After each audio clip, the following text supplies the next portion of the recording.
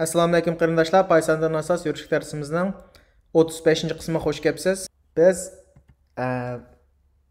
class oldingi sinf darsimizda class bilan instance qumini so'zlagandik. Bugun ya'ni dastlab tanishgandik. Ya'ni odatda classni qurgan chaqda azroq bir xotirlasam class mushu ochiq so'z bilan undan keyin ismini classning ismini yazdik. Classning ismi son bilan boshlash qolmaydi, shunami? Cho'ng harflar yozishga tavsiya qilindi. Masalan, hi desak, yaxshimisiz deganda-chu. Bir class qursak, ondan odatda class qurgandan keyin buning ichiga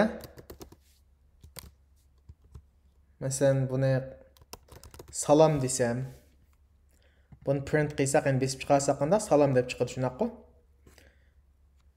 Endi buni masalan men bo'shliq qilyaptim. Bo'shliq qo'ymay besib chiqarsaqchi, indentation error tashlayapti. Ya'ni indentation xatolik. Buni degan gap desanglar, Python mushu orliq tashlashga intayin sezgur bir program tili. Shunga klassga yurgizganda orliq tashlashga bo'lmaydi. Endi orliq tashlagan chaqda ba'zi klassning ichidan boshdan boshlash to'g'ri keldi, yangi mazmunlarni, yangi instancelarni yoki bir narsa mesib chiqqan. Uni qanday qilamiz deganda, nima degan to'q? Pass degan bu statement, ya'ni buni bir bayonot deymiz. Bu narsani Python'ninki atlab o'tib ketmadi deganda atlab o'tib ketmaydi. Bu null statement bu. Ya'ni pass degandan o'zi qanday? Oldingi qismda sistema so'zlagan bu null statement. Bu bu null bo'lg'achqa, ya'ni nol, hech nima bo'lmag'achqa, hech narsa ijro bo'lmaydi. O'zi ijro bo'ldi, hech nima yurgizilmaydi demoqchi. Shuni pass qo'yib, endi yurgizsak qanda? Dastlabda indentation error tashlaganni hozir salom deb qanda besib chiqdi deymiz. Shu.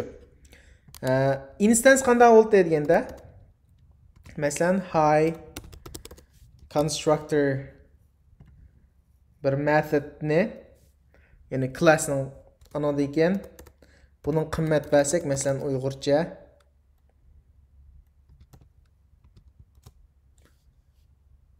buni masalan salom deb turaylik. Endi buni besib chiqarsaqchi,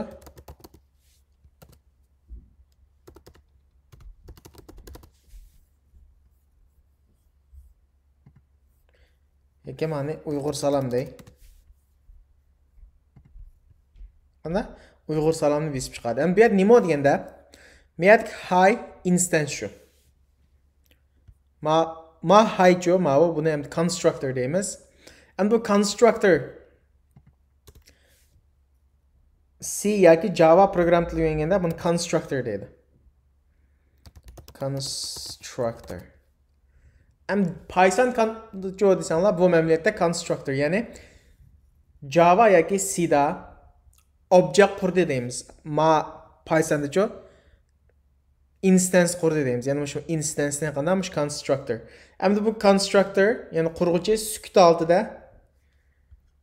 chaqirdi. Biz hozir dal sukut altida chaqirmoqchi bo'lgan, ya'ni Python nisbatan bir constructor qurg'uchi bo'lgan metodni o'rganamiz. Bugungi darsimizda shuning to'g'risida bo'ldi.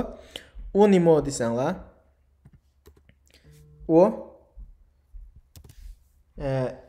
init metodi. Asli ikki siziq init. Init degan gap initialize, inglizchadagi initialize, boshlamoq deganning qisqartirilmasi. Initializening qisqartirilmasi. Boshlamoqchi demakchi, ma'lum bir narsa, ya'ni instance'ni boshlaymiz.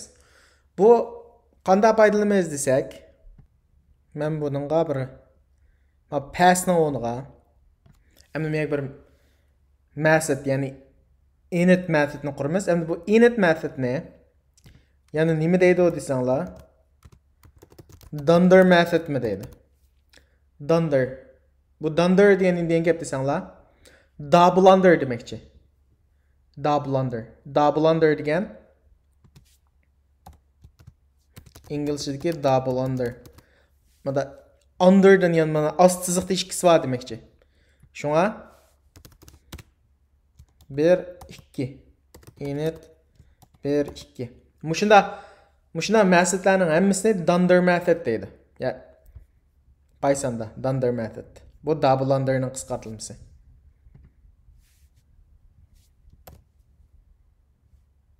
Hamda bir alqılıq söz var bu yerda. Self. Bu self nima deganda o'zi degan gap, ya'ni bu self bu yerdagi self instance, ya'ni mushuningdagi highni ko'rsatadi. Bu high degan xalqan bir ism, ha. Bu highni o'rniga hello yoki nima deb qo'ysak bo'ldi, ism muhim emas qo'ygan. Lekin mishadagi instance'ni ko'rsatadi.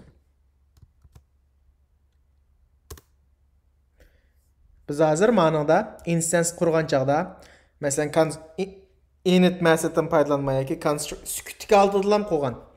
Mana bu sukutga oltidan o'zining constructor yoki init sukutga oltidan ijro bo'lgan. Endi men init bilan iniq olsaqchi, men qandaq har bir manda yetishning hojati yo'q. Yoki hi deb keyin Uyg'ur deb yetishning hojati yo'q. Bu yerga biz qanday bevosita parametrlashtira olamiz. Masalan, men Uyg'urda parametrlashtirsam, niyadagi ma hi Uyg'ur mashkis o'xshash. Bu tang qanda ma ustidagi ma Uyg'urga. Ma parametrga tang demakchi.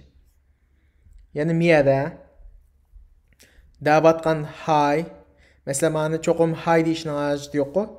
Masalan, mani mozay deb olsanglar bo'laverdi. Yoki ko'k desakmi bo'laverdi. Tushuninglarmi? Mishadagi ko'k degimiz mush selfni ko'rsatadi. Yani instance'ni ko'rsatadi deb tushunsanlar bo'ldi. Endi qanday qilamiz deganda,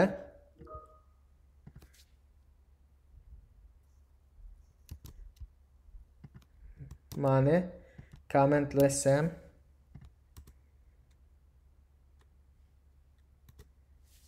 hamda masalan salom deb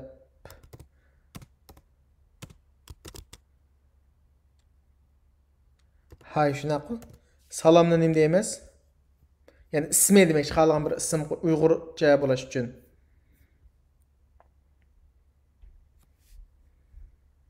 Masalan, buni uy salom deb qo'yaylik.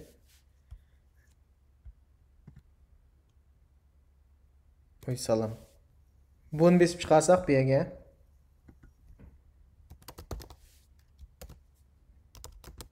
salom Uyg'ur. Ma'no bo'yicha qanda uy salom chiqdi. Bu yerda qaliqliq narsa qanda? Ma'vo miyada. Agar men ma'no Uyg'ur demay, salom Uyg'ur demay, ko'k deb qo'ysam, ma'nochi ko'k. Yana o'xshash bo'ldi. Yoki men hozir Uyg'urga o'zgartirsam, bu qanda xatolik tashladi. Attribute error deb. Bu nima tushuntirdi desanglar? Miyada ma Uyg'ur deb yozayotgani ma'vo. Ma parametrlashtirishni ko'rsatadi. Ma hiding classni parametrlashtirayotgan ma'vo. Endi miyada besib chiqargan uning tang degancha ma ko'k deb yozdik-ku. Şu ma'no qanda ko'k chaqiryapmiz. Mush besib chiqarganda mana mushning orqali chaqiryapmiz. Constructor deymiz buni. Uy salom deydi.